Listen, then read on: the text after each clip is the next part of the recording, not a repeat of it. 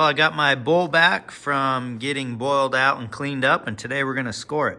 Hey, if you guys are new to my channel, my name's Eric. This is my trophy shop. This is a bull I just shot a couple weeks ago. Big old giant late season Arizona bull, and today we're gonna put a tape to him to answer all your questions. What does he score?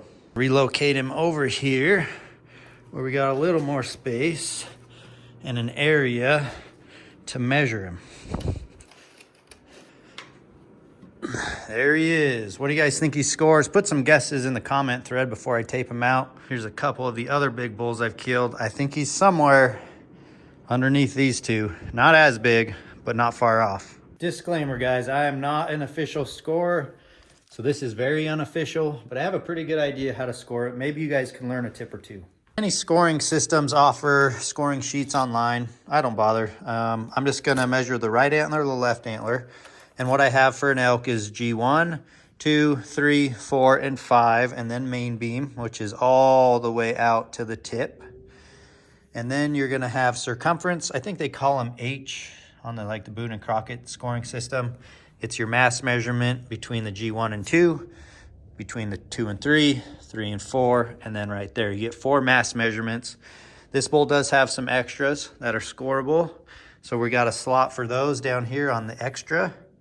We're gonna add up the entire total of the right, the left. We're gonna add the inside spread because outside spread does not count in score. We're gonna add up those totals, the inside, and that will give us our gross score. A lot of people have misjudged this bull.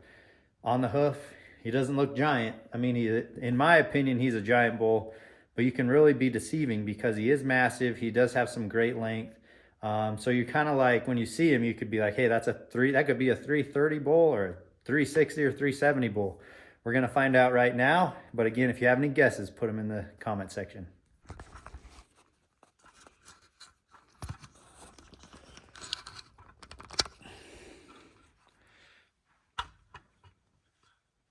If you guys are scoring elk for the first time, one thing to keep in mind, at least on Boone and Crockett, the G1 is the only point that they will start on the side, go down the middle, and as it transitions, they'll go underneath that point and all the way to the tip.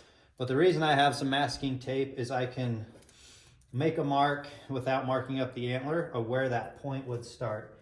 And you can do this with a cable, it might be even better. But as you can see, where this burr starts and where the point is in the middle, the measuring point would start right there. So I'm gonna go ahead and just go through each point and find the center line of where that point would be scored from. You can do that by running your tape across there, making a line as if that point wasn't there on the main beam. And another thing to consider on the third point, it really comes off the side.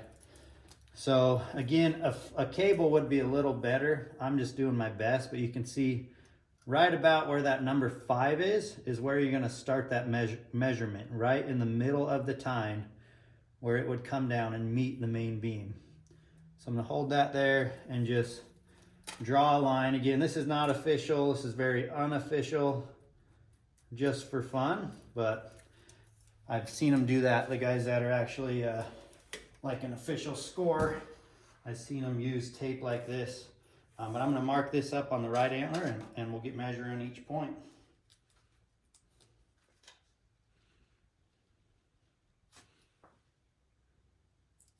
We're gonna start the flat line up against that pen mark. Follow the middle of the antler to where it naturally kind of curves and goes under. And you score and measure in eighths. So this one is 14 and 5/8.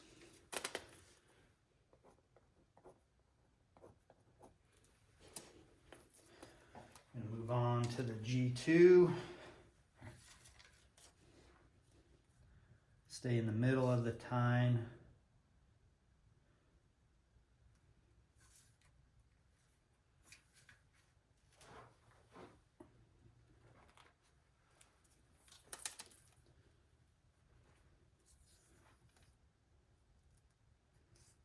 And that one is 18 and 6/8. Scoring these things is also fun because it helps you become a better judge in the field, you know, on the hoof. I don't think I really had time to necessarily like put a score on this thing, but when I saw him, I knew he was big. But he got a lot bigger as I just started putting him next to some of the bulls in here. Just for reference, Firebull's about 394 and change. Elbows deep is about 385. He's busted up a little bit, which this one is too. We're gonna score him as is. But that's 385, 395. And this guy, I don't think, is too far behind that one. Finished up with the tines, the main beam, and now I'm doing the mass. One thing to consider on mass measurements is you always, or you only get the smallest measurement. Like that one's 7 on the dot, 7 and 1, 7. So you get the smallest measurement, not the biggest. So you've got to just kind of move the tape around, make sure you're getting the smallest measurement. Again, this is where some people mess up. They'll find the biggest measurement. So that's 7 and 1. Homeboy's got some good mass, 7 and 2. Double check that again, 7 and 1. So we got that side done. We'll pull these off. Should have recycled those or try to use them on the other side. We'll do the other side, but you can see we've got the entire right side done. 14, 18, 15, 19, 12, 51, 9, 7, 7, 6, and some change. We're gonna add up the 8s. We'll add it to the entire total, but not too shabby. I've got a pretty good idea of where these things start, so I'm gonna save myself some time and some tape and just measure at, you know, just kind of eyeball it again. It's not official anyway, so.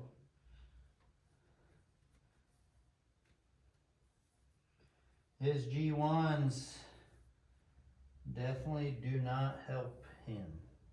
Kind of got a snake tongue here. So he's 14 and 1/8. A little shorter on that side.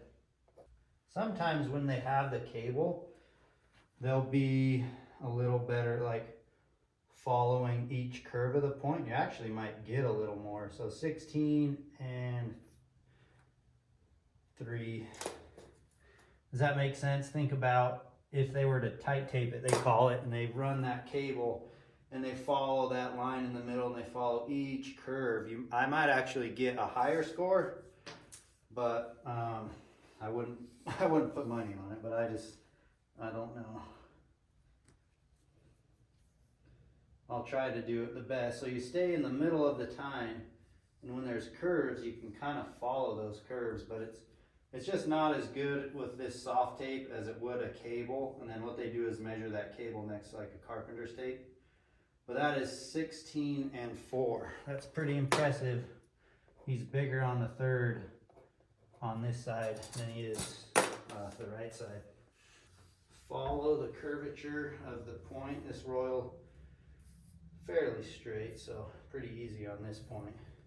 Okay, we're 21 even. That's gonna add up 21 and 0/8. I'll even put a 0 when it's like an even measurement like that. 14 and 1/8. He's longer over here, but then again, it is broke over there. So this one is gonna be 48 and 4/8, so it is shorter. I think he's going to be better than what I thought he was on the hoof. His points kind of roll in, and that made me think he was somewhat narrow. But you take the inside spread, which is calculated into the score. Outside spread is not. A lot of scoring sheets have it on there for reference, but his inside does seem to be widest kind of right here. So again, I don't have like the box thing to kind of figure it out, but he's well over 41 right there. He's 41 and 4/8. I'm happy to give him 41 and 4/8 on inside. I'm gonna take this, guys, and we're gonna add up the 8s. Carry that down, add that to the total, stack them up. He's got 21 inch royal, 19 and a half, 48 beam, 51 beam, 10 on the mass measurement. On this side, it's really palmated here. So he's definitely got some things that are gonna add up. So let's put them together and see where he's at. Math was something I was okay at. What I like to do is I add up all the 8s all the way down, and then I'll divide that by 8 and come up with, you know, what's total, and then move the total number to the top of the solid numbers. Similar to this, like 5 and 6, and I'll put it out here. That's 11 plus 4, that's 15, plus 5 is 20, et cetera, all the way down. Do that on both sides, and then we're gonna put those together.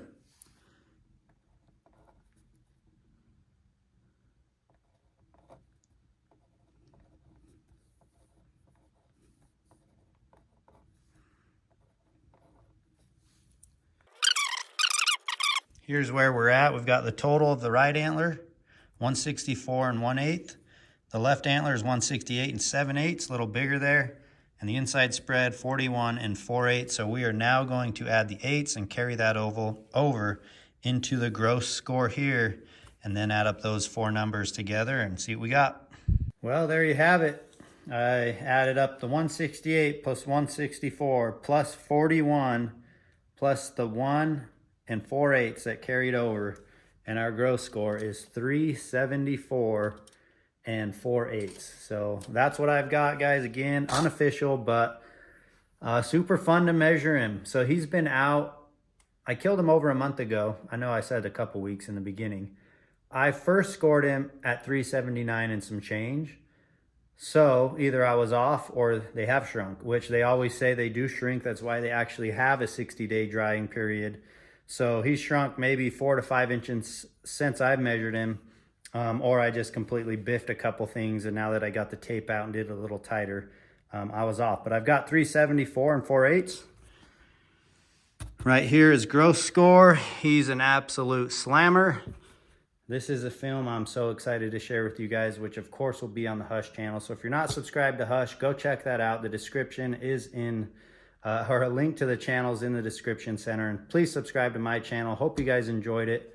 Man, maybe one of these days I gotta score these things. I've already done it, but man, it's been a long time. It's super fun, and it really helps you judge them out in the field. Hopefully you guys learned a thing or two. If you did, let me know in the comments, and we'll see you on the next video.